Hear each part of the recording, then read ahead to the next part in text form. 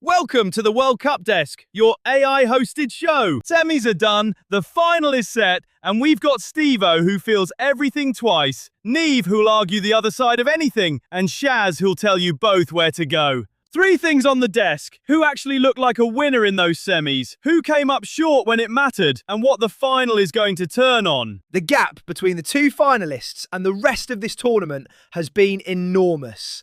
One side looked like they could win it 3 times over. The other scraped through on nerves alone. Scrape through on nerves is still through, Steve-O. The bracket doesn't care how pretty it was. I'll be honest, I just want to see a final that doesn't go to penalties and break everyone's heart. Though, knowing this tournament, fat chance. Right, the flopping, the impressing, the final itself. Let's get into it. Right, before we get into the final itself, quick results rundown. Spain beat France 2-0 in the first semi. Comfortable, controlled from start to finish. Argentina edged England 2-1 in the other, tight all the way through. England pushed them right to the end. So it's Spain versus Argentina in the final, and that's the show for Sunday. 2-1 though, Casey.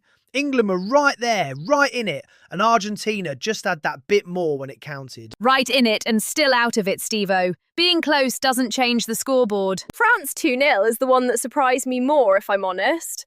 I thought they'd put up a proper fight, and they just didn't. Spain were absolutely relentless against France. They gave them nothing.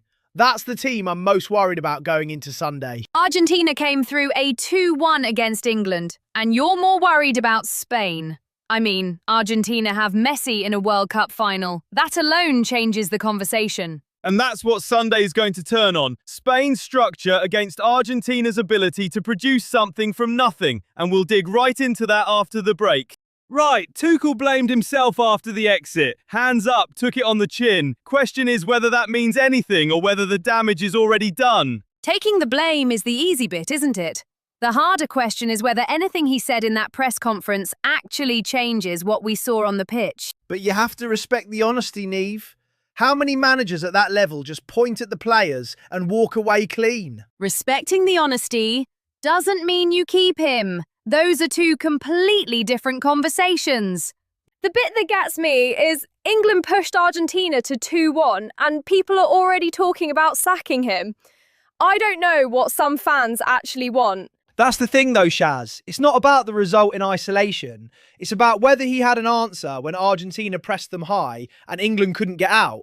Because tactically, they looked lost for 20 minutes in that second half. So that's the split. Honest leader who'll learn from it, or a manager who got tactically exposed when it mattered most. We're not settling it tonight, but Sunday's final tells us something about the level England still need to reach, whatever happens with Tuchel. We'll be back. Right, so the final, Argentina versus Spain, and the story everyone keeps coming back to is Messi on one side and Yamal on the other. Neve, is Sunday about one man's legacy, or has something bigger shifted here? I think the Messi coronation narrative is too comfortable. Spain aren't a backdrop for his farewell. They're a side that could genuinely dismantle Argentina the same way they dismantled France. But Neve, Yamal is 17 years old, and Messi has carried Argentina to a World Cup final. Those are not the same weight of occasion for the two of them. The occasion doesn't change what Spain can do to you without the ball. Messi getting the fairy tale ending is a lovely idea, right up until the press starts and he can't get out. I'll say this. Yamal doesn't seem to know he's supposed to be nervous, and that's the bit I'd be worried about if I were Argentina. That's real, Shaz, but the question is whether Spain can function the same way when the pressure is that concentrated. A final is different. The game tightens, and that's when Messi becomes the most dangerous player on the pitch. So the split is whether Sunday belongs to collective Spain or to one man deciding it. We'll find out on Sunday. Back after this. Right, before we go, France and England, Saturday, 3rd place. Meaningful send-off or just a game nobody really wants to play? Both sets of players will say all the right things about pride and competing, and then you'll watch 20 minutes of it and know exactly what it is. I think England need it, though. Not for the trophy, but to actually finish the tournament playing well, because the way it ended against Argentina is not the image you want sitting there all summer. 3rd place always feels like being told you've won best dressed at a wedding.